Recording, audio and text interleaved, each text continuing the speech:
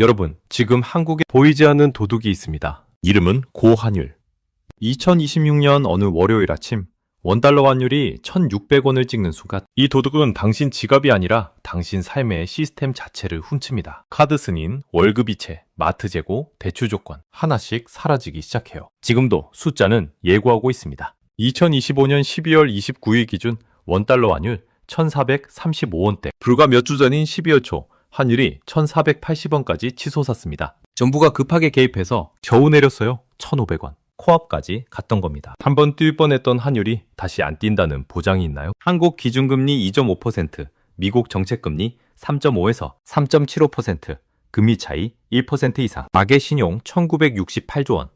이 숫자들이 한 방향으로 정렬되는 순간 경제는 7개의 경로를 통해 동시에 무너집니다. 왜 지금이냐고요? 환율은 천천히 오를 때는 문제가 안 됩니다. 문제는 속도예요. 1,435원에서 1,600원까지 단숨에 뛰는 순간 가격표가 10분마다 바뀌는 마트에서 장 보는 것처럼 모든 거래가 멈춥니다. 오늘은 환율 1,600원이 찍힌 뒤 72시간 동안의 일들을 시뮬레이션으로 보여드릴게요. 수입업자, 제조업 직장인, 편의점 사장, IT 직장인, 자영업자, 영끌족 6명의 삶을 따라가며 7개 경로로 전형되는 속도를 보여드릴 겁니다. 그리고 실제로 이 지옥을 경험한 5개 나라의 생생한 증언도 들려드릴게요. 끝까지 보시면 당신이 어느 경로에 걸려 있는지 어떻게 버텨야 하는지 보이실 겁니다. 자, 구독과 좋아요 빠르게 눌러두시고요. 그럼 본격적으로 시작하겠습니다. 환율 1,600원이 찍히면 뭐가 무너질까요? 대부분 사람들은 이렇게 생각합니다. 수입품 가격 오르는 거 아니냐? 맞습니다. 하지만 그건 시작일 뿐이에요. 고환율은 7개 경로를 타고 경제 전체로 퍼져나갑니다. 마치 바이러스처럼요. 그리고 이 7개 경로는 이미 다른 나라들에서 실제로 작동했습니다. 하나씩 열어보겠습니다. 첫 번째 경로, 수입 물가 경로입니다. 경제학에서는 패스스루 효과, 패스트루 이펙트라고 부릅니다. 환율이 오르면 수입 원자재 가격이 오르고 제조 원가가 오르고 최종 소비자 물가가 오르는 거예요. 1단계, 2단계, 3단계로 전염됩니다. 예를 들어 볼까요? WTI 유가가 배럴당 58.11달러예요. 환율이 1,435원이 되는 배럴당 83,000원 정도죠. 그런데 환율이 1,600원으로 뛰면요. 92,000원이 됩니다. 배럴당 9,000원이 오르는 거예요. 이게 정유사 원가에 반영되고 주유소 기름값에 반영되고 결국 당신 지갑에서 빠져나갑니다. 2018년 터키가 이걸 겪었습니다. 환율이 2주 만에 50% 폭락했어요. 1달러가 3.5리라에서 7리라로 뛴 겁니다. 그럼 어떤 일이 벌어졌을까요? 이스탄불의 슈퍼마켓 주인이 증언합니다. 아침에 빵 가격을 5리라로 붙였는데 점심에 원가가 올라서 6리라로 바꿨어요. 저녁에는 7리라가 됐습니다. 하루에 가격표를 3번 바꾼 거예요. 손님들은 환율 앱을 보면서 장을 봤습니다. 지금 사야 하나? 1시간 후에 사야 하나? 이게 쇼핑이 아니라 도박이 된 겁니다. 말이 됩니까? 환율 하나 뛰었을 뿐인데 기름값, 전기료, 공산품 가격이 줄줄이 오르는 겁니다. 이게 첫 번째 타격이에요. 두 번째 경로, 금리 경로입니다. 환율이 뛴다는 건 원화 가치가 떨어진다는 거예요. 그럼 외국 투자자들은 어떻게 하겠어요? 한국 자산을 팔고 달러로 바꿔서 빠져나갑니다. 자본 유출이 시작되는 거죠. 한국은행은 이걸 막아야 합니다. 어떻게 막느냐? 금리를 올립니다. 금리를 올려서 원화 자산의 수익률을 높이는 거예요. 지금도 한미 금리 차이가 1%포인트 이상입니다. 한국 2.5%, 미국 3.5에서 3.75%예요. 여기서 환율까지 뛰면 한국은행은 금리를 더 올릴 수밖에 없어요. 그럼 질문 하나 드리겠습니다. 금리가 오르면 누가 제일 먼저 맞을까요? 대출받은 사람들입니다. 1997년 대한민국이 이걸 겪었습니다. 환율이 900원에서 2,000원으로 뛰었어요. 금리는 25%까지 치솟았습니다. 연 25%예요. 변동금리 대출받은 사람들은 한 달 만에 이자가 2배로 뛰었습니다. 회사는 부도 났고 아버지들은 집을 나갔고 가족이 해체됐습니다. 우리가 이미 겪었던 일입니다. 여기서 레버리지 사회의 위험성이 드러납니다. 가계 신용 1968조 원. 이게 무슨 의미냐? 대한민국 가계가 2,000조 원 가까이 빚을 지고 있다는 거예요. 완충장치가 없다는 뜻입니다. 금리가 0.5%포인트만 올라도 이자 부담이 바로 늘어납니다. 연 4%로 7억 원 빌렸으면 월 이자 230만 원인데 4.5%로 뛰면 260만 원이 됩니다. 한 달에 30만 원 증발하는 거예요. 치킨 15마리 값이 매달 날아가는 겁니다. 세 번째 경로, 기업 자금 경로입니다. 수입업체들은 달러로 물건을 삽니다. 그런데 환율이 뛰면 같은 물건을 사는데 원화가 더 많이 필요한 거예요. 예를 들어 볼게요. 중국에서 원자재 10만 달러치를 수입한다고 칩시다. 환율이 1,435원이면 1억 4,350만 원이 필요합니다. 그런데 환율이 1,600원으로 뛰면요. 1억 6천만 원이 필요해요. 1650만 원이 더 필요한 겁니다. 이 돈을 어디서 구하냐고요? 은행에서 빌려야죠. 그런데 은행도 돈이 귀해집니다. 결국 기업은 자금난에 빠집니다. 이게 달러 스퀴즈, 달러 조임 현상입니다. 2022년 스리랑카가 이걸 겪었습니다. 루피화가 50% 폭락했어요. 수입업체들이 달러를 구하지 못했습니다. 그럼 어떻게 됐을까요? 연료가 끊겼습니다. 주유소 앞에 차들이 3km씩 줄을 섰어요. 3일을 기다려도 기름이 안 나왔습니다. 병원은 정전됐고 슈퍼마켓은 텅 비었습니다. 대통령은 결국 나라를 버리고 도망갔습니다. 이게 현실입니다. 네 번째 경로, 유동성 경로입니다. 장기자금 시장이 얼어붙는 거예요. 기업들은 하루하루 돌아가는 돈이 있습니다. 월급 주는 돈, 납품대금 주는 돈, 원자재 사는 돈. 이걸 콜 시장이나 CP 시장에서 조달합니다. 그런데 환율 쇼크가 오면 이 시장이 경색됩니다. 은행들도 불안해서 장기자금을 안 빌려주려고 해요. 금리가 치솟고 거래량이 줄어들고 결국 돈이 안 도는 겁니다. 이게 유동성 위기예요. 심장을 뛰는데 피가 안 도는 거예요. 다섯 번째 경로, 자산가격 경로입니다. 환율이 뛰면 주식시장이 흔들립니다. 외국인 투자자들이 주식을 팔고 빠져나갑니다. 주가가 떨어지는 거죠. 부동산도 마찬가지예요. 금리가 오르면 대출이 어려워지고 집값이 떨어집니다. 같은 소득으로 받을 수 있는 대출 한도가 줄어드니까요. DSR 규제 아시죠? 총부채 원리금 상환 비율. 금리가 오르면 이자가 늘어나고 DSR이 높아지고 대출 한도가 줄어듭니다. 그럼 집 살 사람이 줄어드는 거예요. 자산 가치가 줄어들면 사람들은 소비를 줄입니다. 이게 자산 효과, 웰스 에펙트예요. 주식 1억 원 날렸으면 기분이 어때요?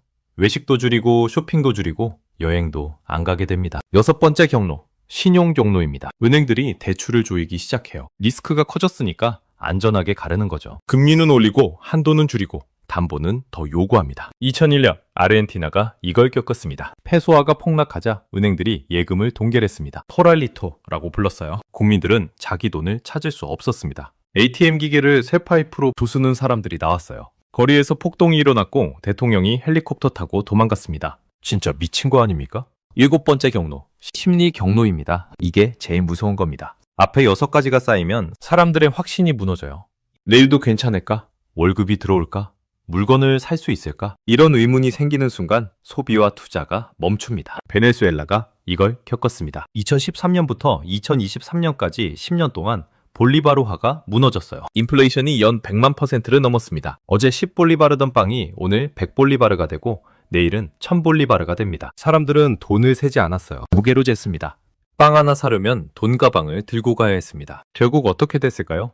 700만 명이 나라를 버리고 떠났습니다. 전체 인구의 25%예요. 4명 중 1명이 도망친 겁니다. 이게 확신의 위기, 컨피던스 크라이시스예요. 자, 정리하겠습니다. 환율 2,600원은 단순한 숫자가 아닙니다. 터키, 1997년, 한국, 스리랑카, 아르헨티나, 베네수엘라가 증명했듯이 7개 경로를 타고 경제 전체로 퍼져나가는 전염병의 시작점이에요. 그럼 이제 구체적으로 들어가 보겠습니다. 이 7개 경로가 2026년 한국에서 어떻게 작동할지 6명의 72시간에 따라가 보겠습니다. 월요일 오전 9시 수입업자 김 사장 52살.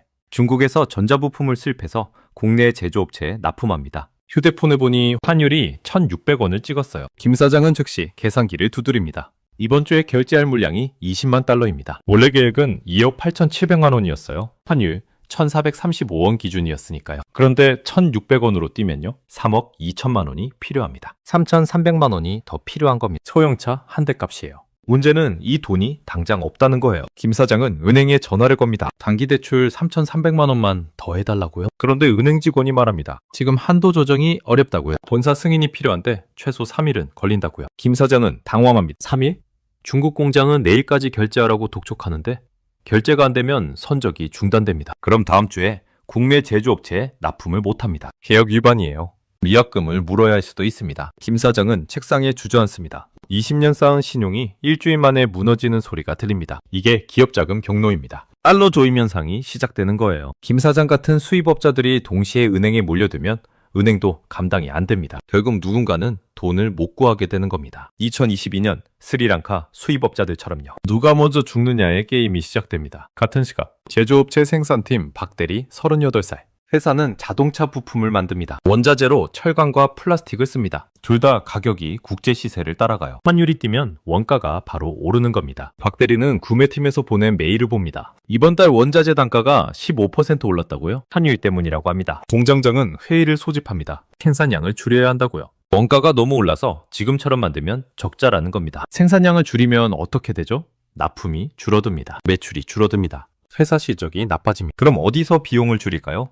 인건비입니다. 박 대리는 불안해집니다. 이번 달 상여금이 나올까? 다음 달 월급은 정상적으로 나올까? 이게 수입물가 경로입니다. 환율이 원자재 가격을 밀어올리고 기업 원가를 높이고 결국 직원 월급까지 위협하는 겁니다. 2018년 터키 제조업체 직원들처럼요. 1단계, 2단계, 3단계로 내려오는 거예요. 월요일 오후 편의점 사장 이씨 45살 강남에서 편의점을 운영합니다. 월요일 오후가 되자 이상한 일이 생깁니다. 라면 코너가 빠르게 비기 시작해요. 사람들이 평소보다 두세 배씩 사가는 겁니다. 캔수도 마찬가지고요. 분유, 휴지, 통조림까지. 이 씨는 본사에 전화를 겁니다. 긴급 물량 좀 보내달라고요. 그런데 본사에서 답이 옵니다. 지금 전국 매장에서 똑같은 요청이 들어오고 있다고요. 물류센터 재고도 빠르게 소진되고 있다고요. 언제 추가 입고될지 모른다고 합니다. 왜 이럴까요? 수입업자 김 사장이 결제를 못하면 선적이 중단됩니다. 제조업체 박대리 회사가 생산을 줄이면 납품이 줄어듭니다. 결국 물류가 막히는 겁니다. 편의점 이씨 진열대는 그 결과를 보여주는 창문이에요. 말 그대로 경제의 최전선입니다. 이 씨는 생각합니다. 내일도 이러면 어떡하지? 손님들이 원하는 물건이 없으면 다른 편의점으로 갈 텐데 매출이 떨어지겠네. 임대료는 어떻게 내지? 월 500만 원인데? 이게 유동성 경로와 심리 경로가 합쳐진 겁니다. 실물 경제의 흐름이 막히고 사람들의 불안이 사재기로 이어지고 소상공인의 생계가 위협받는 거예요. 월요일 저녁 직장인 정 과장 42살, 연봉 6,800만 원, IT 기업에 다닙니다.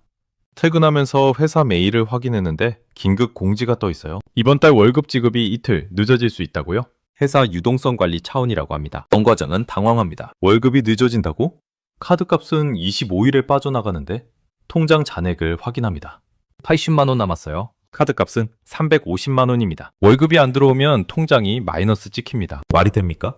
급하게 은행 앱을 켭니다. 마이너스 통장 한도를 늘려야겠어요. 그런데 앱에 메시지가 뜹니다. 신용 재평가 중이라고요? 한도 조정은 영업일 기준 5일이 걸린다고 합니다. 정 과장은 막막해집니다. 5일이면 이미 늦는데. 이게 신용 경로입니다. 은행이 리스크를 회피하려고 대출 조건을 강화하는 거예요. 금리는 오르고 한도는 줄어들고 승인은 느려집니다. 정 과장 같은 평범한 직장인도 갑자기 자금난에 빠지는 겁니다. 2001년 아르헨티나 직장인들처럼요. 화요일 오전 자영업자 최 사장 50살 홍대에서 작은 음식점을 운영합니다. 카드 단말기로 결제를 받는데 자꾸 승인이 안 됩니다.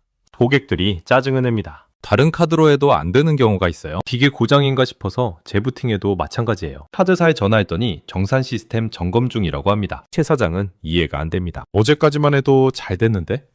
결국 일부 손님은 현금으로 받고 일부는 그냥 보냅니다. 장사가 안 되는 겁니다. 정말 최악입니다. 점심시간이 지나고 매출을 확인합니다. 평소에 60%밖에 안 됩니다. 최 사장은 계산합니다. 이러다가 임대료 못 내겠네. 월 400만 원인데? 직원 월급은 어떻게 주지? 재료비는요? 이게 유동성 경로와 심리 경로의 결합입니다. 지급 결제 시스템이 흔들리고 소비자 신뢰가 무너지고 자영업자 매출이 직격탄을 맞는 거예요. 보셨습니까? 72시간도 안 됐는데 벌써 5명의 삶이 흔들리고 있습니다. 수입업자 김 사장은 자금난, 직장인 박 대리는 월급 불안, 편의점 이씨는 재고 소진, 정 과장은 신용경색, 최 사장은 매출 급감. 모두 환율 1,600원이라는 하나의 트리거에서 시작된 겁니다. 그럼 이제 마지막 인물을 보겠습니다. 명끌족의 목요일입니다. 목요일 아침 수입업자 김 사장. 결국 중국 공장 결제를 못했습니다. 선적이 중단됐어요. 국내 제조업체에 전화를 걸어 사정합니다. 이번 주 납품이 불가능하다고요? 다음 주에는 꼭 보내드리겠다고요. 제조업체 구매팀장이 차갑게 말합니다. 계약 위반이니 위약금을 청구하겠다고요? 김 사장은 책상 앞에서 멍하니 앉아 있습니다. 따르릉 휴대폰이 울립니다. 다른 거래처입니다. 똑같은 내용이에요. 납품 지연, 계약 위반, 위약금. 벌금만 지금 7천만 원입니다. 더 큰 문제는 다음 달입니다. 이번 달 매출이 없으니 다음 달 운영 자금이 없어요. 김 사장은 개인 통장을 확인합니다. 여기 있는 돈으로 회사 자금을 메워야 하나? 그럼 집 대출이자는요? 아이들 학원비는요? 김 사장은 결정을 내립니다. 직원 3명에게 무급휴직을 요청해야겠다고요. 사무실 문을 열고 나갑니다. 직원들은 김 사장 얼굴만 봐도 합니다. 뭔가 안 좋은 소식이 온다는 것. 이게 기업 자금 경로의 끝입니다. 달러 조임이 납품 중단으로 이어지고 신용 붕괴로 이어지고 결국 고용 위기로 번지는 겁니다. 도미노가 쓰러지는 거예요. 같은 시각 제조업체 박대리 회사 단톡방이 난리가 났어요. 김 사장 같은 협력업체 3곳이 납품을 못한다고 합니다. 생산 라인이 멈출 수도 있다고요. 공장장이 긴급 회의를 소집합니다. 결론은 간단합니다. 이번 주 조업 단축, 다음 주는 상황 봐서 결정. 조업 단축이 결정되자 박 대리는 즉시 계산기를 두드립니다. 예전 비퍼 월 소득 700만 원, 대출이자 200만 원, 생활비 300만 원, 저축 200만 원. 이후 애프터 월 소득은 560만 원 20% 감소, 대출이자 230만 원, 금리 상승, 생활비 250만 원 긴축, 저축 80만 원, 저축이 80만 원으로 줄어들었습니다. 박 대리 아내도 직장을 다니는데 아내 회사도 상황이 안 좋다고 해요. 인원 감축 이야기가 나온다고요? 박 대리 부부는 밤에 앉아서 최악의 시나리오를 그려봅니다. 생활비를 줄이고 학원을 끊고 외식을 멈추고 여행을 취소하고. 박 대리는 한숨을 쉽니다. 아이 대학 등록금은 어떻게 마련하지? 10년 모은 적금을 깨야 하나? 이게 수입물가 경로와 신용 경로가 합쳐진 결과입니다. 원가 상승이 생산 감소로 이어지고 소득 감소로 이어지고 결국 가계부채 리스크로 번지는 겁니다. 목요일 점심 편의점 사장 이씨, 진열대가 거의 비었습니다. 라면, 생수, 우유, 빵 다 떨어졌어요. 손님들이 물어봅니다. 언제 들어오냐고요?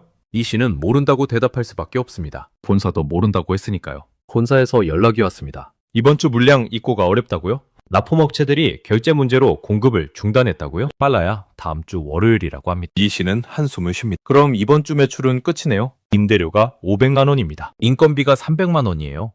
이번 주 매출이 절반으로 줄면 적자입니다. 이씨는 계산합니다. 비상금으로 이번 달은 버티겠는데 다음 달은요? 그 다음 달은요? 이씨는 결정을 내립니다. 폐업을 고려해야겠다고요. 10년 운영한 가게를 접는 겁니다. 이씨는 창밖을 봅니다. 머리에 사람이 없어요. 강남인데도 텅 비었습니다. 사람들이 집에 틀어박혀 있는 거예요. 이게 유동성 경로의 실물경제 파급입니다. 물류가 끊기고 재고가 소진되고 소상공인의 생계가 위협받는 겁니다. 목요일 오후 직장인 정 과장, 회사에서 또 공지가 나왔습니다. 이번 달 월급이 3일 늦어진다고요? 자금 사정상 불가피하다고 합니다. 정 과장은 패닉에 빠집니다. 3일이면 카드값 빠져나간 뒤에요. 통장이 마이너스 찍히는 겁니다. 마이너스 이자가 연 15%입니다. 350만 원의 15%면 하루 이자가 1,400원쯤 돼요. 3일이면 4,200원. 작은 돈 같지만 문제는 심리적 충격입니다. 정 과장은 생각합니다. 나는 제때 월급도 못 받는 사람이 됐구나. 신용불량자가 되는 건가?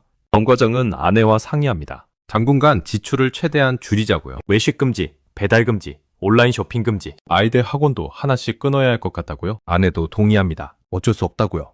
아이들은 뭐라고 하겠어요? 이게 심리 경로입니다. 코드 불안이 소비 위축으로 이어지고 이게 다시 경제 전체를 얼리는 겁니다. 정 과장 같은 사람이 100만 명이면요?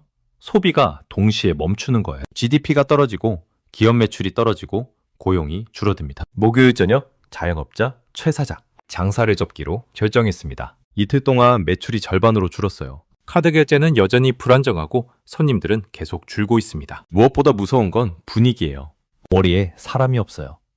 홍대가 텅 비었습니다. 평일 저녁인데도 유동인구가 평소의 절반도 안 됩니다. 사람들이 집에 틀어박혀 있는 거예요. 불안해서 나오질 않는 겁니다. 최 사장은 직원들에게 말합니다. 미안하지만 이번 주까지만 일해달라고요. 직원 2명이 실업자가 됩니다. 이들도 누군가의 가장이에요. 집에 대출 있고 아이들 학비 내야 하고 생활비 벌어야 합니다. 그런데 일자리가 사라지는 겁니다. 이들은 어떻게 될까요? 소비를 더 줄이겠죠. 구직 활동하면서 저축을 깨먹겠죠. 순환이 가속됩니다. 목요일 밤 영끌족 37살 한씨, 작년에 서울 변두리 아파트를 10억 원에 샀습니다. 자기 돈 3억, 대출 7억. 연동금리 연 4%였어요. 월 이자 230만 원 정도 냈습니다. 그런데 이번 주에 은행에서 문자가 왔어요. 금리 인상 안내 연 4.5%로 올랐다고요? 월 이자가 260만 원이 됐습니다. 한 씨는 계산합니다. 월급이 450만 원인데 이자만 260만 원이면 생활비로 190만 원밖에 안 남는데? 세금 빼면 더 줄어드는데? 더 큰 충격은 아파트 시세입니다. 한 씨는 부동산 앱을 켭니다. 같은 평수 매물이 9억 2천만 원에 나와 있어요. 작년보다 8천만 원 떨어진 겁니다. 한 씨는 생각합니다. 내 집이 이미 8천만 원 손해인데 더 떨어지면 어떡하지? 담보 가치도 문제예요. 집값이 9억이면 LTV 70%가 6억 3천만 원입니다. 한 씨 대출은 7억인데요. 은행이 담보 부족의 이유로 일부 상환을 요구할 수도 있습니다. 7천만 원을 어디서 구하죠? 한 씨는 밤새 잠을 못 잡니다. 집을 팔아야 하나? 지금 팔면 8천만 원 손해고 대출 갚고 나면 2억 2천만 원밖에 안 남는데 전세로 들어가야 하나? 아이들 학교는요? 비포, 집값 10억, 대출 7억, 순자산 3억, 월 이자 230만 원, 애프터, 집값 9억 2천만, 대출 7억, 순자산 2억 2천만, 월이자 260만 원. 이게 자산가격 경로와 신용 경로의 결합입니다. 집값 하락이 담보가치 하락으로 이어지고 추가 상환 압박으로 이어지고 결국 매도 압력으로 번지는 겁니다. 72시간이 지났습니다. 6명 모두 무너졌어요. 수입업다는 폐업위기, 제조업 직장인은 소득 20% 감소, 편의점 사장은 폐업 결정, IT 직장인은 월급 지연과 신용위기, 음식점 사장은 폐업과 직원 해고, 영끌족은 집값 8천만 원 하락과 이자 부담 증가. 혹시 이게 과장이라고 생각하십니까? 실제로 이 지옥을 경험한 나라들이 있습니다. 환율 1,600원은 먼 나라 이야기가 아닙니다. 다른 나라가 증명했듯이 72시간이면 충분합니다. 그럼 왜 이런 일이 터지는 걸까요? 그리고 어떻게 살아남을까요? 먼저 트리거 3개를 보겠습니다. 첫 번째 트리거. 환율은 수준이 아니라 변동성으로 공포를 만듭니다. 단숨에 뛰는 속도가 문제입니다. 이 속도가 예측 불가능하면 모든 거래가 멈춥니다. 왜냐고요? 기업들은 가격을 책정할 수 없어요. 오늘 원가가 내일 얼마가 될지 모르니까요. 은행들은 대출을 줄 수 없어요. 담보 가치가 내일 얼마가 될지 모르니까요. 개인들은 소비할 수 없어요. 내일 물가가 얼마나 오를지 모르니까요. 모두가 멈추는 겁니다. 이게 불확실성의 폭발입니다. 두 번째 트리거. 부채 디플레이션 스파이럴입니다. 1968조 원의 가계부채가 있는 상황에서 금리가 오르고 자산 가격이 떨어지면 어떻게 될까요? 이자 부담은 늘어나는데 집값은 떨어집니다. 사람들은 빚을 갚으려고 소비를 줄입니다. 소비가 줄면 기업 매출이 떨어지고 고용이 줄어들고 소득이 감소합니다. 소득이 줄면 빚 갚기는 더 어려워지고 연체가 늘어나고 자산을 헐값에 팔게 됩니다. 자산 가격은 더 떨어지고 다시 처음으로 돌아갑니다. 이게 부채 디플레이션 스파이럴이에요. 밑으로 도는 소용돌이입니다. 세 번째 트리거, 심리 전염입니다. 경제는 결국 신뢰 위에서 굴러갑니다. 내일도 월급이 들어올 거라는 신뢰, 내일도 물건을 살 수 있을 거라는 신뢰, 내일도 집값이 버틸 거라는 신뢰. 이 신뢰가 무너지는 순간 모든 게 멈춥니다. 자, 이제 카운트다운을 시작하겠습니다. 환율 1,600원으로 가는 5개 신호입니다. 당신은 지금 어느 단계에 있습니까? 신호 5단계. 환율 1,500원, 돌파 대응 시간 6개월 여유, 무엇을 봐야 한 한미 금리 차 확대, 외국인 주식 순매도 지속. 이 신호가 나타나면 환율 방어론이 시작, 아직 일상은 탱워. 지금 할 것, 변동금리 대출, 고정금리 전환 검토, 달러 자산 일부 확보, 고정지출 점검. 신호 4단계, 환율 1,550원 돌파, 대응 시간 3개월 여유. 무엇을 봐야 하나? 수입 물가 상승률 가속, 기업 수익성 악화 뉴스. 이 신호가 나타나면 한국은행 금리 인상 가능성 언급, 수입업체 어려움 호소. 지금 할 것은 생필품 적정 재고 확보, 과도한 사재기 안입, 비상금 3개월치 준비, 신용카드 한도 점검. 신호 3단계, 환율 1,600원 돌파, 대응 시간 1개월 여유. 무엇을 봐야 하나? 주요 수입품 품귀 현상, 카드 결제 오류 증가. 이 신호가 나타나면 정부 긴급 대책 발표, 기업 유동성 지원책 논의, 즉시 할 것 현금 흐름 최우선 관리, 불필요한 대출 상환, 소비 긴축 시작, 직장 안정성 재점검. 신호 2단계, 단기자금 시장 경색, 대응 시간 일주일. 무엇을 봐야 하나?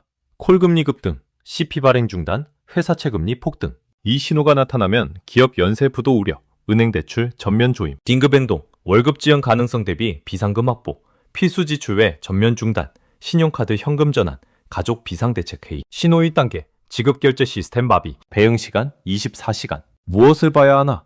ATM 현금 고갈, 카드 승인 대량 거절, 마트 진열대 공백. 이 신호가 나타나면 정부 금융시장 안정화 조치, 은행 영업 제한 가능성. 마지막 선택, 이미 늦음, 가진 현금으로 필수품만 확보, 집에서 대기. 지금 당신은 어느 단계입니까? 2025년 12월 30일 현재 환율은 1,435원대입니다. 신호 4단계 이전이에요. 아직 시간이 있습니다. 하지만 신호 3, 4, 5가 연속으로 오면 대응 시간은 빠르게 줄어듭니다. 그럼 어떻게 살아남을까요?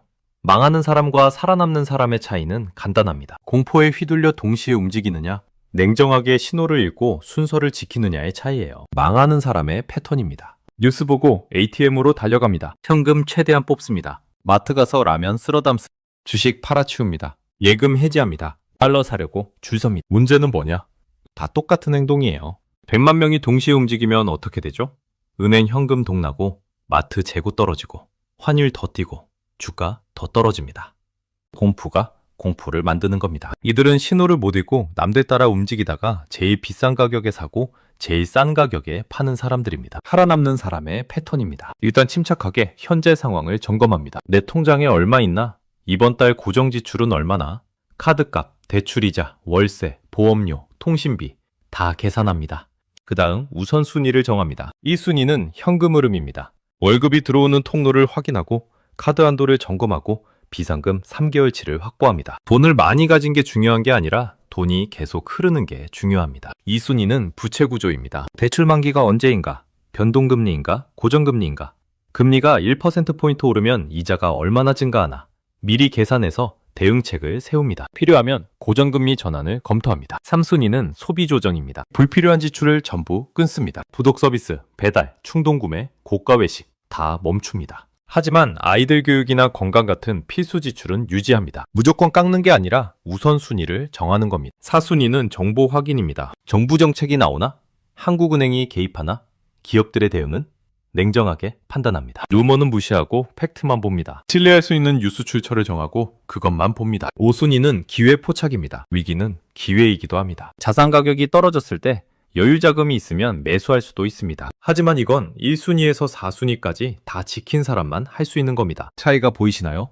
망하는 사람은 남들 따라 움직입니다. 살아남는 사람은 신호를 읽고 순서를 지킵니다. 환율 1,600원이 현실이 될 가능성이 있습니다. 물론 이건 하나의 시나리오일 뿐이고 실제로는 완전히 다르게 흘러갈 수도 있어요. 하지만 만약 그런 순간이 온다면 당신은 준비돼 있어야 합니다. 2026년 1월 환율 1,600원이 찍힌다면 당신은 어떤 사람이 되겠습니까? 신호 1단계에서 허둥지둥 ATM으로 뛰어가는 사람이겠습니까? 아니면 신호 5단계부터 차근차근 준비해서 72시간을 냉정하게 버티는 사람이겠습니까? 선택은 지금 이 순간부터 시작됩니다. 마지막으로 한 말씀만 드릴게요. 오늘 나온 모든 숫자, 환율 예측, 인물 시뮬레이션은 하나의 시나리오일 뿐입니다. 실제로는 완전히 다르게 흘러갈 수 있어요. 투자와 재무 결정은 본인 판단과 책임으로 하셔야 합니다. 오늘 궁금한 경제학은 여기까지입니다. 다음 시간에 더 날카로운 이야기로 찾아뵙겠습니다. 지금 당장 장롱 깊숙한 곳에 꽁꽁 숨겨둔 여러분의 종이 통장을 꺼내 보십시오. 그리고 그 통장을 뚫어지게 쳐다보십시오. 평생 안 잊고 안 먹으며 모은 피 같은 돈이 찍혀 있는 그 소중한 증서가 다가오는 2020년 1월 1일부터는 아무짝에도 쓸모없는 휴지 조각, 아니 종이 쓰레기가 될 위기에 처했습니다. 제가 지금 유튜브 조회수나 올리려고 여러분께 겁을 주는 것 같습니까? 에이, 설마 은행이 그러겠어? 하며 코웃음 치고 계십니까? 제발 그 순진한 생각 좀 집어치우십시오. 지금 밖에서 무슨 일이 벌어지고 있는지 눈을 뜨고 똑바로 보십시오. 이것은 단순한 경고가 아닙니다. 이것은 은행들이 돈 안 되는 노인 고객들에게 보내는 아주 냉혹하고 잔인한 퇴출 통보입니다. 여러분은 이미 뉴스에서 보셨을 겁니다. 멀쩡하던 동네 은행들이 하루아침에 셔터를 내립니다. 동네마다 있던 현금 인출기들이 트럭에 실려 어디론가 팔려갑니다. 그 빈자리를 무엇이 채우고 있습니까? 피도 눈물도 없는 차가운 기계 덩어리들 뿐입니다. 상상해 보십시오. 아니, 현실을 직시하십시오. 새해 아침 급한 병원비가 필요해서 혹은 손주줄 용돈이 필요해서 헐레벌떡 은행으로 달려갑니다. 하지만 여러분을 반겨주는 은행원은 단 한 명도 없습니다. 텅 빈 공간에 덩그러니 놓인 기계 앞에서 여러분은 떨리는 손으로 통장을 집어넣습니다. 하지만 기계는 삑삑 소리를 내며 통장을 뱉어냅니다. 옷소매로 통장에 마그네틱을 쓱쓱 문질러서 다시 넣어봅니다. 제발 좀 되어라. 제발 좀 되어라. 속으로 빌어보지만 기계는 이용할 수 없는 매체입니다라는 빨간 글씨만 차갑게 띄웁니다. 내 통장에 수천만 원, 수억 원이 있으면 뭐합니까? 그 돈은 제 그림의 떡입니다. 내 돈 내가 찾겠다는데 기계가 당신은 누군지 모르겠으니 돈 못 줍니다 라고 거부하는 상황. 뒤에서는 젊은 사람들이 노인네가 왜 이렇게 언떠 하며 혀를 찹니다. 식은땀이 흐르고 가슴이 터질 것 같은 그 모욕감과 무력감. 이게 먼 미래의 공상과학 영화 이야기 같습니까? 아니요. 당장 내일 여러분 눈앞에 닥칠 피할 수 없는 현실입니다. 지금 은행들은 여러분을 기다려주지 않습니다. 그들은 디지털이라는 핑계로 여러분의 재산권을 야금야금 빼앗고 있습니다. 준비하지 않으면 여러분은 평생 모은 돈을 눈앞에 두고도 굶어 죽는 금융난민이 될 수 있습니다. 자, 이제 선택하십시오. 이대로 멍하니 앉아서 당하시겠습니까? 아니면 이 소장의 말을 듣고 놈들의 계획을 역이용해서 당당하게 살아남으시겠습니까? 지금부터 제가 드리는 말씀은 잔소리가 아닙니다. 여러분의 노후 자금을 지키는 유일한 생존 지침서입니다. 도대체 왜 평생을 믿고 거래해온 은행이 우리에게 이런 짓을 하는 걸까요? 디지털 전환이다. 고객 편의를 위해서다. 뉴스에서 떠드는 그 그럴싸한 말들을 믿으십니까? 제가 지금 그 새빨간 거짓말을 아주 속 시원하게 까발려 드리겠습니다. 은행이 변한 이유는 아주 냉정하고 단순하고 더럽습니다. 바로 돈, 즉 은행 지점장들의 실적 때문입니다. 제가 입수한 금융권 내부 보고서에는 우리가 몰랐던 충격적인 계산법이 적혀 있었습니다. 여러분 잘 들으십시오. 여러분이 은행 창구에 가서 대기표를 뽑고 소파에 앉아 에어컨 바람을 쐬고 직원을 만나서 아가씨 내 통장에 이자가 얼마나 붙었나 물어보고 돈을 찾는 그 모든 과정, 그 과정에서 은행이 쓰는 인건비, 임대료, 관리비가 얼마인지 아십니까? 그리고 반대로 여러분의 손자가 이불 속에 누워서 스마트폰으로 틱틱 누르며 송금할 때 드는 비용은 또 얼마인지 아십니까? 놀라지 마십시오. 무려 100배의 차이가 납니다. 100배입니다, 100배. 여러분이 창구에 한번 갈 때마다 은행은 속으로 아이고 또 비용 많이 드는 귀찮은 노인네가 왔네 라고 계산기를 두드린다는 겁니다. 반면 스마트폰을 쓰는 젊은 고객은 은행 입장에서 돈 한 푼 안 들이고 이익을 챙겨주는 효자입니다. 그래서 은행놈들은 작정을 한 겁니다. 돈 안 되고 비용만 많이 드는 노인들을 내쫓자. 하지만 대놓고 나가라고 하면은 욕을 먹으니 그들이 제풀에 지쳐서 스스로 떨어져 나가게 만들자. 그 더러운 작전의 이름이 바로 그들이 말하는 디지털 혁신입니다. 증거를 대볼까요? 여러분 길거리를 보십시오. 옛날에 그 많던 빨간 공중전화 부스들 지금 다 어디 갔습니까? 돈이 안 되니까 싹 다 뜯어갔죠? 흔적도 없이 사라졌습니다. 지금 은행 ATM 기계가 딱 그 짝이 나고 있습니다. 불과 몇 년 전만 해도 골목마다 편의점마다 있던 기계들이 이제는 눈을 씻고 찾아봐도 없습니다. 은행들은 사용량이 줄어서 철수했다고 변명하지만 사실은 유지비가 아까워서 뜯어낸 겁니다. 그 결과가 뭡니까? 여러분은 이제 내 돈 10,000원을 찾기 위해 아픈 다리를 이끌고 버스를 타고 30분, 1시간을 헤매야 하는 금융 유목민 신세가 되었습니다. 이뿐만이 아닙니다. 여러분이 겪고 있는 그 치욕스러운 경험, 햄버거 가게나 커피숍에서의 일을 떠올려 보십시오. 그것이 곧 은행의 미래입니다. 어느 날 출출해서 들어간 햄버거 가게. 주문받는 직원은 코빼기도 안 보입니다.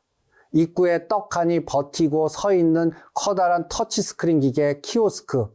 그 앞에 섰을 때의 그 막막함을 기억하십니까? 글씨는 깨알 같습니다. 메뉴 이름은 죄다 영어입니다. 베이컨, 토마토, 디럭스, 해시브라운, 도대체 뭐가 뭔지 알 수가 없습니다. 돋보기를 꺼내 쓰고 떨리는 손가락으로 화면을 눌러봅니다.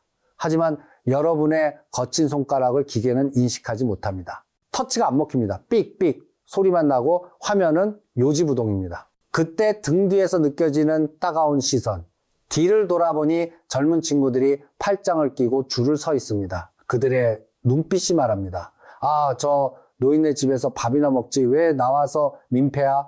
들릴 듯 말 듯 한 한숨 소리. 아씨 바쁜데. 그 순간 얼굴이 화끈거리고 쥐구멍이라도 들어가고 싶어집니다. 결국 여러분은 어떻게 하십니까? 에이 더러워서 안 먹는다 하고 가게를 뛰쳐나옵니다. 배는 고프지만 그 모멸감을 견딜 수가 없어서 굶는 쪽을 택하는 겁니다. 그런데 여러분 여기서 정말 무서운 사실을 알려드리겠습니다. 햄버거야 안 먹으면 그만입니다. 믹스커피 마시면 됩니다. 죽지 않습니다. 하지만 은행이 저 햄버거 가게 기계처럼 변해버리면 어떻게 하시겠습니까? 당장 수술비 내야 하는데 전세금 올려줘야 하는데 기계가 돈을 안 줍니다. 창구 직원은 없습니다. 뒤에 사람은 기다립니다. 그때도 에이 더러워서 돈 안 찾는다 하고 나오실 수 있습니까? 못합니다. 절대로 못합니다. 돈을 못 찾으면 병원에서 쫓겨나고 집에서 쫓겨납니다. 이것은 자존심의 문제가 아니라 생존의 문제입니다. 은행은 지금 여러분을 금융사막 한가운데로 몰아넣고 있습니다. 물 한 모금 없는 사막에서 말라 죽기를 기다리는 하이에나처럼 그들은 여러분이 포기하기만을 기다리고 있습니다. 이게 바로 2026년 디지털 금융의 진짜 민낯입니다. 제 말이 과장 같습니까? 그저 겁주는 소리 같습니까? 그럼 제가 실제로 있었던 정말 가슴치며 통곡할 사연 하나를 들려드리겠습니다. 이 이야기는 남의 이야기가 아니라 내일 당장 여러분에게 벌어질 수 있는 일입니다. 서울 상계동에 사시는 76살 김영감님 이야기입니다. 김영감님은 평생 시장에서 채소 장사를 하며 억척같이 돈을 모으신 아주 성실한 분이셨습니다. 영감님의 유일한 낙은 한 달에 한 번씩 은행에 가서 종이 통장을 기계에 넣는 것이었습니다. 찌지직 찌지직. 기계가 통장을 정리하는 그 소리. 그리고 새로 찍힌 이자 숫자를 돋보기로 확인하며 아이고 우리 손주 대학 가면 등록금 보태줘야지 하고 흐뭇하게 웃으시는 것. 그것이 영감님이 살아가는 보람이자 자부심이었습니다.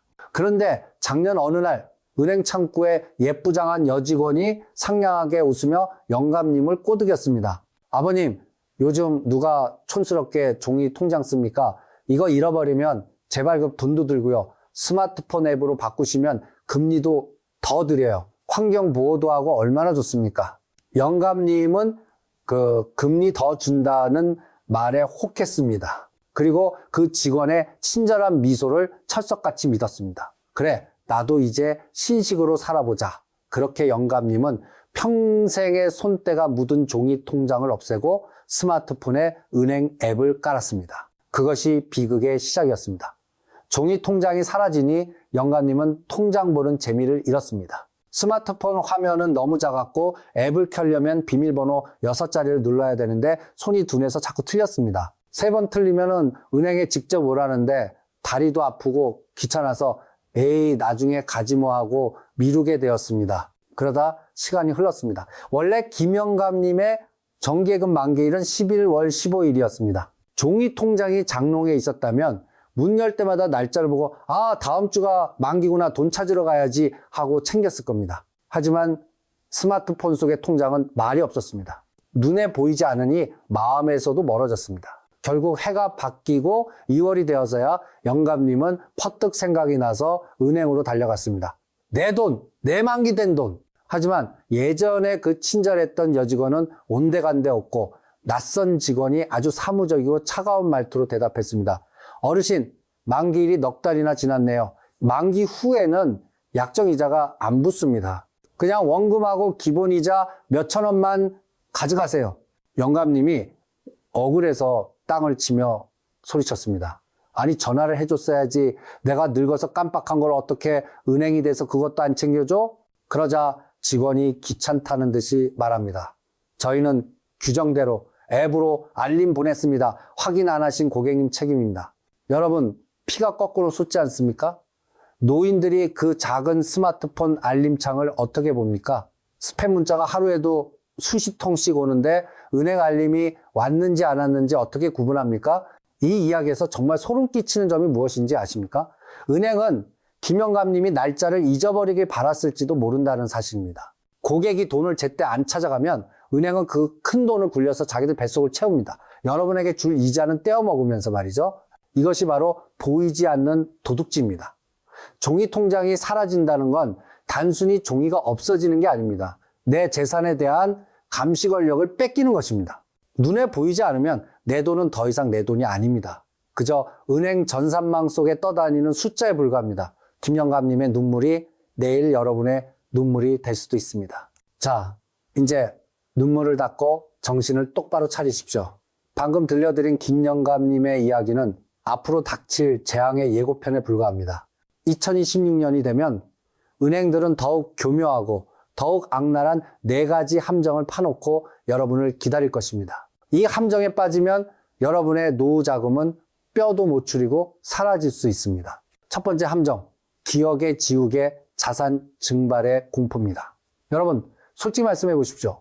나이가 들수록 기억력이 예전 같지 않으시죠? 방금 리모컨 어디 뒀는지도 가끔 깜빡하시죠?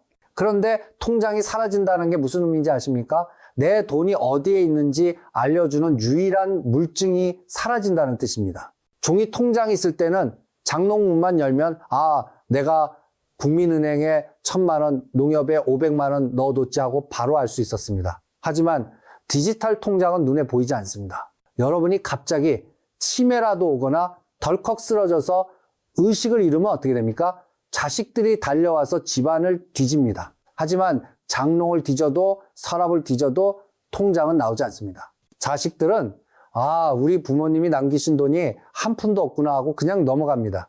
사실은 은행 전산망 저기 큰 곳에 여러분이 안 먹고 안 입고 모은 수천만 원이 잠자고 있는데 말이죠. 은행이 와서 여기 아버님 돈 있습니다 하고 알려줄 것 같습니까? 천만에요. 주인이 찾지 않는 돈, 일명 휴면예금. 은행 입장에서는 이게 웬 떡입니까? 여러분이 잊어버린 그 돈은 결국 은행장들의 연말 보너스 잔치에 쓰이거나 흐지부지 사라지게 됩니다. 여러분의 피땀 어린 돈이 남 좋은 일만 시키고 끝나는 겁니다. 두 번째 함정, 생체 인증이라는 이름의 통곡의 벽입니다. 뉴스에서는 떠들어댑니다. 지문 하나면 1초 만에 오케이, 세상 참 편해졌다. 하지만 그건 손이 보들보들한 젊은 사무직들 이야기입니다. 우리 부모님들 손을 보십시오. 평생 거친 흙 만지며 농사 짓고 독한 세제로 설거지하고 시멘트 나르느라 지문이 다 닳고 갈라졌습니다. 손바닥은 거북이 등껍질처럼 딱딱합니다. 그 거친 손가락을 최신형 기계에 갖다 댑니다. 기계가 인식할까요? 못합니다. 지문이 일치하지 않습니다. 다시 시도해 주세요. 옷에 손을 문지르고 입김을 호흡 불어서 다시 찍어봅니다. 하지만 기계는 냉정하게 오류를 띄웁니다. 5번 틀리면 어떻게 되는지 아십니까? 계좌가 잠겨버립니다. 내 돈인데, 내가 주인인데 기계가 나를 주인이 아니다라고 부정하는 그 기막힌 상황, 그때 느끼는 모욕감과 당혹감은 말로 다 할 수 없습니다. 천리안하고 만든 기계가 노인들에게는 넘을 수 없는 통곡의 벽이 되는 겁니다. 세 번째 함정, 금융 사막화, 돈 찾으러 산만리입니다. 이건 아주 현실적인 고통입니다. 은행들이 돈 안 되는 동네 지점들을 가차없이 폐쇄하고 있습니다. 부자들이 사는 강남, 여의도에는 의리의리한 VIP 센터를 지어놓고 발레 파킹까지 해줍니다. 하지만 우리 서민들이 사는 동네, 시골 읍내 은행들은 셔터를 내리고 있습니다. 이걸 전문 용어로 금융 사막화라고 합니다. 사막에 물이 없듯 돈 찾을 곳이 없다는 뜻입니다.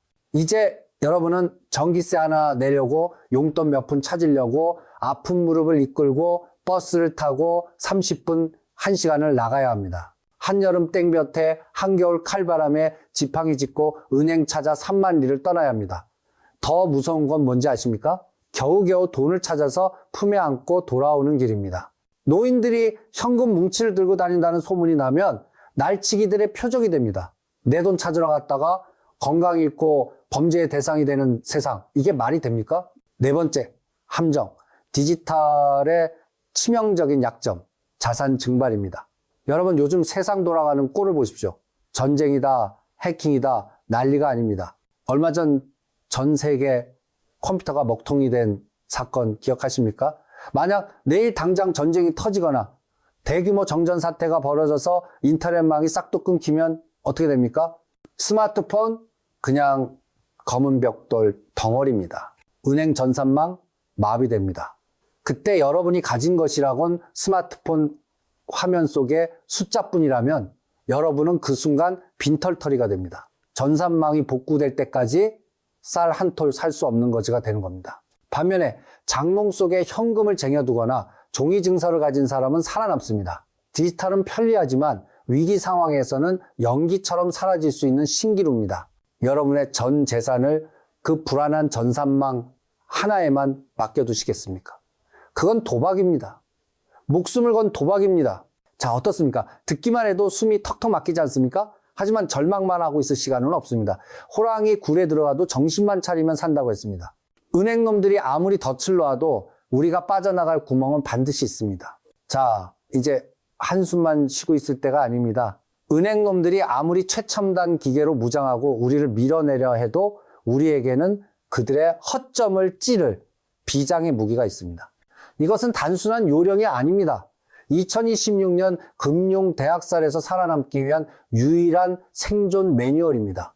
지금 당장 종이와 펜을 꺼내십시오. 그리고 제가 불러드리는 이 5가지를 받아 적으십시오. 이거는 부탁이 아닙니다. 여러분의 재산을 지키기 위한 특명입니다. 무기 하나, 손바닥 정맥 인증을 등록하십시오. 제발 부탁인데 그 달고 다른 지문으로 기계랑 씨름하지 마십시오. 내일 당장 은행 창구로 가십시오. 그리고 직원에게 당당하게 요구하십시오. 나는 지문 말고 손바닥 정맥으로 등록해 주시오. 우리 손바닥 안에는 장정맥이라는 굵은 핏줄이 지나갑니다. 지문은 다 없어지지만 몸속의 핏줄은 죽을 때까지 변하지 않습니다. 복제도 불가능합니다. 국민은행, 신한은행, 농협, 대부분의 은행에서 이미 시행하고 있습니다. 이걸 등록하는 순간 여러분은 천하무적이 됩니다. 통장을 잃어버려도 카드를 집에 두고 와도 심지어 나이가 들어 비밀번호가 가물가물해도 상관없습니다. 그냥 기계 위에 손바닥만 턱 하고 올리면 기계가 알아서 문을 열고 돈을 내어줍니다. 신분증도 필요 없습니다. 내 몸이 곧 열쇠가 되는 겁니다. 이게 진짜 배짱 아닙니까? 무기 둘, 보이는 ARS를 장착하십시오. 자식들이 엄마 앱 깔아드릴게요 하면 손살에 치시죠. 해킹 당할까봐 무섭고 글씨가 작아서 잘못 누를까봐 겁나시죠? 그렇다면 딱 잘라 말하십시오. 앱은 됐다. 대신 보이는 ARS를 설정해다오. 이게 뭐냐고요? 은행 고객센터에 전화를 걸면 스마트폰 화면에 큼지막한 버튼들이 뜹니다. 귀로는 상담원 안내를 듣고 눈으로는 화면에 큰 버튼을 보고 누르면 됩니다. 로그인, 인증서 그런 복잡한 거 필요 없습니다. 해킹 위험도 거의 없습니다. 자식들에게 딱 5분만 시간 내서 이거 설정해달라고 하십시오. 앱보다 100배 쉽고 100배 안전합니다. 무기 셋. 우리 동네 어르신 전용 요새를 확보하십시오. 은행들이 지점을 줄이고 있지만 여론의 문매를 맞을까봐 남겨둔 알짜배기 지점들이 있습니다. 이름하여 시니어 특화 점포. 여기 가면은 큰 글씨, 책자가 있고 직원들이 천천히 아주 친절하게 설명해 줍니다. 우리 은행의 시니어 플러스, 신한은행의 고객 중심 영업점, 농협의 어르신 전용 창구, 지금 당장 거래은행에 전화해서 물어보십시오. 우리 동네에서 제일 가까운 어르신 전용 지점이 어디요? 그리고 그 주소를 수첩 맨 앞장에 빨간 펜으로 적어 두십시오. 나중에 문제가 터졌을 때 거기가 여러분을 지켜줄 든든한 베이스 캠프가 될 것입니다. 무기넷, 큰 돈 찾을 땐 선전포고를 하십시오. 옛날 생각하고 무작정 은행 가서 1,000만 원 내놔라 하시면 100% 빈손으로 돌아옵니다. 요즘 은행 지점에는 도둑 맞을까봐 그리고 보험료 아까워서 현금을 많이 두지 않습니다. 게다가 보이스피싱 예방한다고 인출 절차가 얼마나 까다로운지 모릅니다.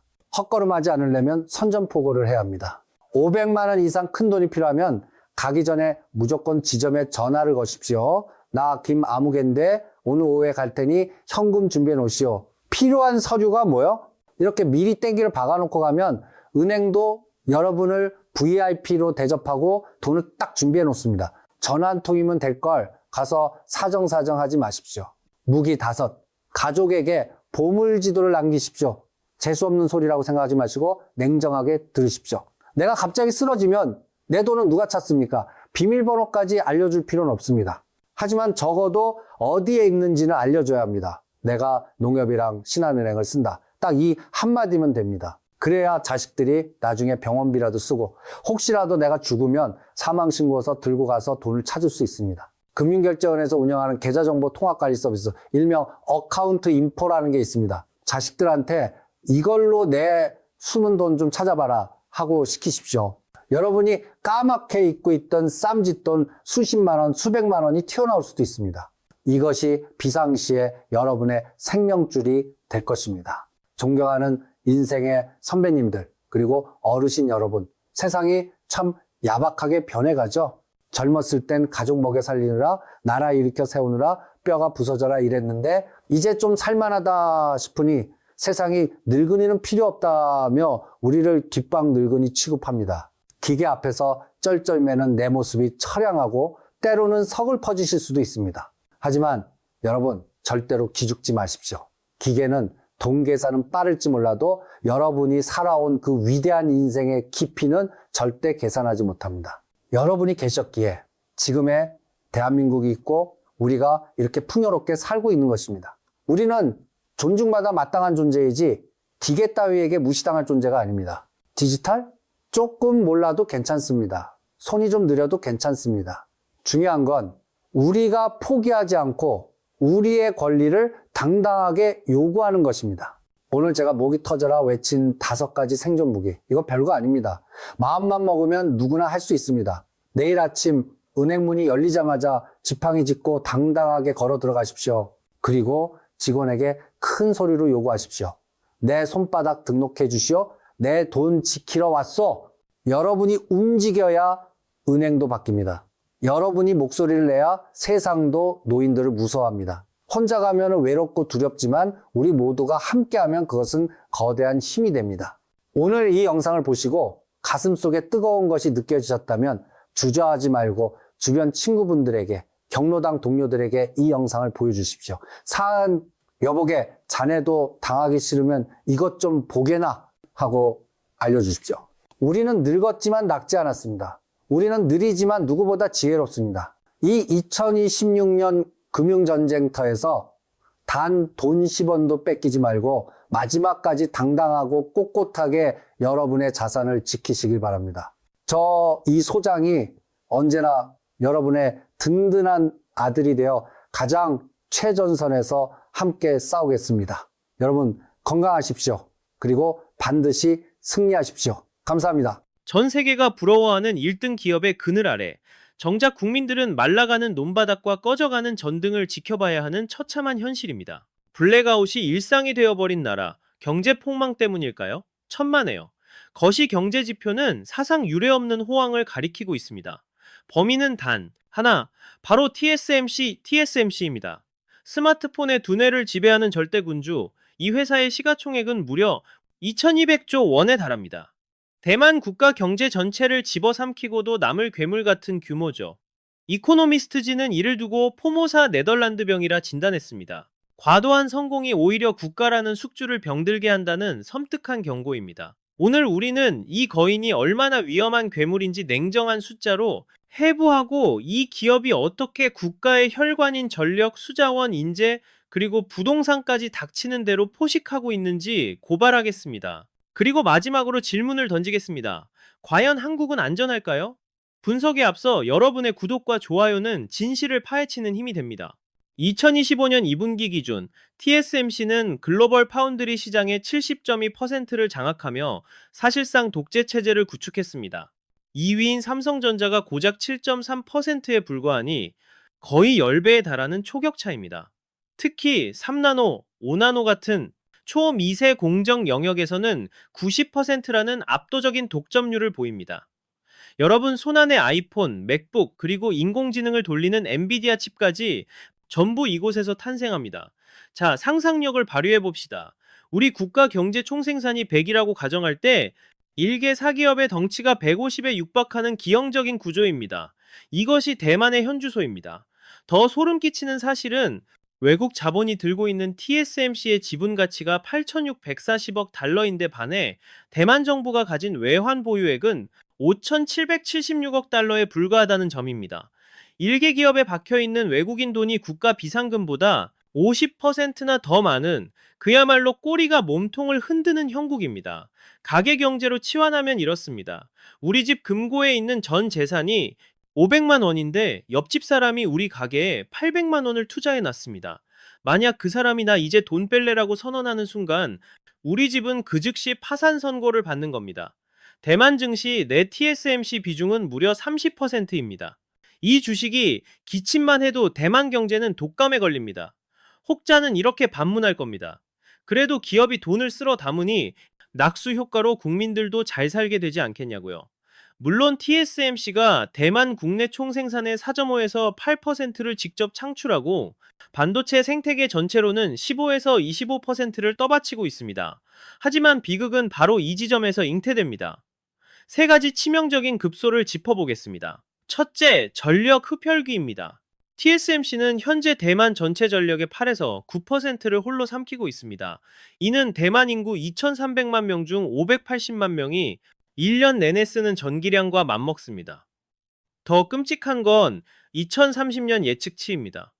무려 23.7%, 국가 전력의 4분의 1을 기업 하나가 독식하게 됩니다.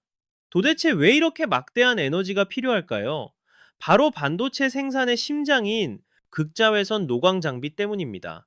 TSMC는 이 괴물 같은 장비를 약 200대나 보유하고 있는데 한 대당 1메가와트, 즉 일반 가정 1000가구가 동시에 사용하는 전력을 순식간에 태워버립니다.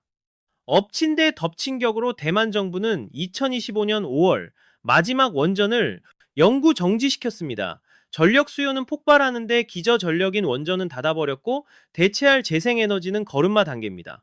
이로 인해 2024년 4월 화적 지진 당시 전력 예비율은 붕괴 직전인 2.8%까지 곤두박질 쳤습니다. 정부의 마지노선인 15%는 꿈같은 얘기가 됐죠. 둘째, 물 부족 사태입니다. TSMC는 하루에 15만 톤 올림픽 규격 수영장 60개를 채우고도 남을 물을 들이킵니다. 2021년과 2023년 최악의 가뭄이 덮쳤을 때 정부는 잔인한 선택을 강요받았습니다. 농민의 생명수냐, 공장의 공업용수냐. 결국 국가는 반도체를 택했습니다. 타인한 지역 농가에는 강제 휴경 명령이 떨어졌고 수만 명의 농부들은 쩍쩍 갈라지는 논바닥을 피눈물로 지켜봐야 했습니다. 한 농민은 이렇게 절규했습니다. 우리는 마실 물조차 없는데 당신들은 그 마지막 물방울까지 공장으로 돌려버렸다.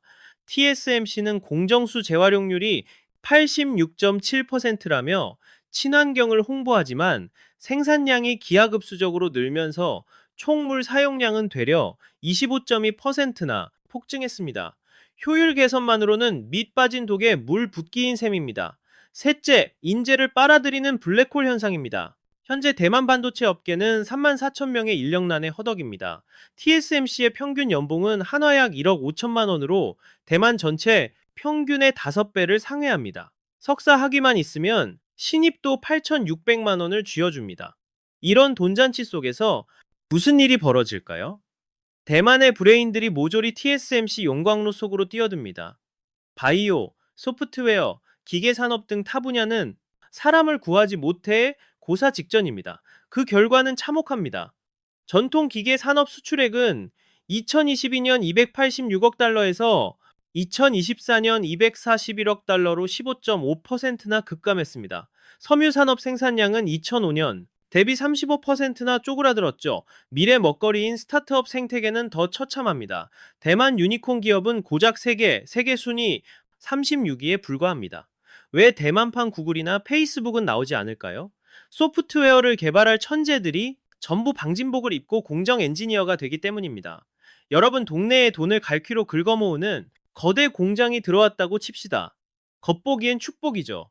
하지만 그 공장이 동네 전기의 70%를 끌어다 쓰고 식수의 절반을 가져갑니다. 젊은이들은 죄다 그 공장으로만 몰려가서 식당도, 가게도, 다른 회사도 직원을 못 구해 문을 닫습니다. 심지어 그 공장 직원들은 지갑이 두둑해져서 동네 집값과 물가를 천정부지로 올려놓습니다. 이것이 지금 대만이 겪고 있는 성공의 저주입니다. 돈이 쏟아져 들어오자 부동산 가격이 10배나 폭등했습니다. 현재 대만이 겪고 있는 잔혹한 현실입니다. 통계적 착시에 속지 마십시오. 국내 총생산이 오른다는 표면적 지표에 취해 본질적인 구조적 위기를 외면하고 있습니다. TSMC는 대만 경제를 집어삼키는 거대한 블랙홀입니다. 국가의 모든 자원과 인재를 독식하며 타 산업을 고사시키고 있죠. 과연 이 분을 탈출한 사례가 있을까요? 핀란드가 유일한 해답입니다. 1990년대 후반부터 2000년대 중반까지 핀란드는 노키아라는 지에 절대 권력에 의존했습니다. 국가 경제 성장의 25%를 기업 하나가 책임졌으니까요. 하지만 2007년 아이폰 쇼크로 노키아가 무너지자 핀란드는 북유럽 최악의 경기 침체라는 대가를 치렀습니다. 핀란드 정부는 뼈아픈 교훈을 통해 다시는 특정 대기업 하나의 국가의 운명을 걸지 않겠다고 선언했습니다. 스타트업 생태계에 사활을 걸고 막대한 자본을 투입했죠. 그 결과 슈퍼셀, 로비오, 볼트 같은 혁신 유니콘 기업들이 탄생했습니다. 노키아의 빈자리를 수많은 강소기업이 채우는 건강한 구조로 재편된 겁니다. 대만 역시 5+2 산업 혁신 같은 정책을 내놓았지만 현실은 TSMC라는 황금알을 낳는 거위의 유혹을 뿌리치지 못하고 있습니다. 혹자는 반문할 겁니다. 그럼 TSMC 의존도를 줄이면 되는 것 아니냐고 말이죠. 하지만 상황은 훨씬 복잡합니다. 첫째, 이 기업은 대만의 국가 안보를 지키는 최후의 보루입니다. 중국이 무력 침공을 주저하는 이유가 바로 여기 있습니다. 공장을 파괴하면 전 세계 첨단 반도체 공급이 끊기는 재앙이 닥치기 때문이죠. 이를 실리콘 방패라 부릅니다. 공급망 붕괴 시 세계 경제가 입을 타격은 10조 달러에 육박합니다. 둘째, 고용 문제입니다. 본사 직원만 7만 7천 명이며 협력 생태계까지 포함하면 수십만 명의 밥줄이 여기에 달려 있습니다. 셋째, 기술 문명적 가치입니다. 인공지능 혁명, 전기차 고도화, 정밀 의료기기 등 미래 산업이 이 기업의 칩 없이는 불가능합니다. 결국 해법은 해체가 아니라 거대 독점 기업과 나머지 산업이 어떻게 공존하느냐에 달려 있습니다. 남의 나라 이야기로만 들리십니까? 한국은 다르겠지라는 아니란 생각을 하고 계시진 않나요? 천만에요. 삼성전자는 한국 증시 시가총액의 약 25%를 점유하고 있습니다. 전체 수출의 20%가 반도체 몫입니다. 자동차와 석유화학까지 합치면 경제의 절반이 몇몇 대기업에 편중되어 있습니다. 우리도 대만과 판박이입니다. 판교 테크노밸리를 보십시오. IT 대기업들이 들어서며 주변 집값이 얼마나 기형적으로 뛰었습니까? 서울, 강남은 말할 것도 없죠. 평범한 월급쟁이가 30년을 숨만 쉬고 모아도 집 한 채 못 사는 지옥, 타이베이와 서울은 쌍둥이입니다. 명문대, 인재들은 삼성, SK, 현대차 같은 간판만 쫓습니다. 혁신을 주도해야 할 벤처나 중소기업은 구인난에 허덕이며 말라 죽고 있습니다. 합계 출산율 0.72명, 대만보다 더 처참한 소멸 위기가 우리 눈앞에 있습니다. 대만의 비명은 우리에게 섬뜩한 경고를 보냅니다.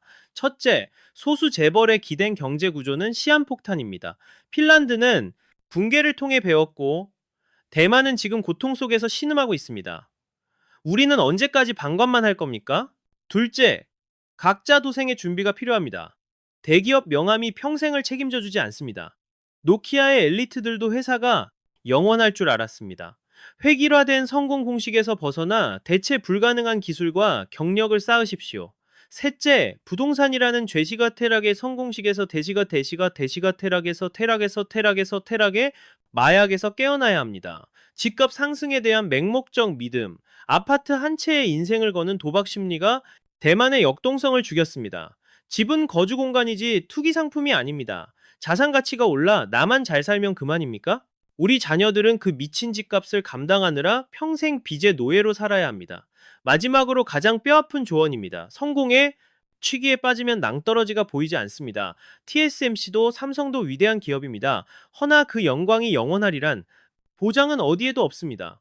화려한 성적표 뒤에서 우리가 잃어버리고 있는 가치들을 냉철하게 직시해야 합니다. 대만, 국민들은 지금 땅을 치며 후회합니다. 20년 전 깨달았어야 할 진실을 너무 늦게 알았으니까요. 우리는 타산지석으로 삼아야 합니다. 또다시 똑같은 비극을 답습할 텐가요? 삼성, SK, 현대차 같은 글로벌 기업들은 대한민국의 자산임이 분명합니다. 그러나 그것이 대한민국 경제의 전부가 되어서는 안 됩니다. 거대한 나무 몇 그루만 서 있는 숲은 태풍에 취약합니다. 그 거목이 쓰러지면 숲 전체가 황폐화됩니다. 다양한 크기의 나무와 풀이 어우러진 생태계만이 생존할 수 있습니다. 대만의 위기는 단순한 뉴스가 아니라 우리의 예고된 미래입니다. 지금 우리가 어떤 결단을 내리느냐에 따라 10년, 20년 후 대한민국의 생존 여부가 결정될 것입니다. 오늘 분석이 유익하셨다면 보통의 경제 구독과 좋아요를 부탁드립니다. 감사합니다.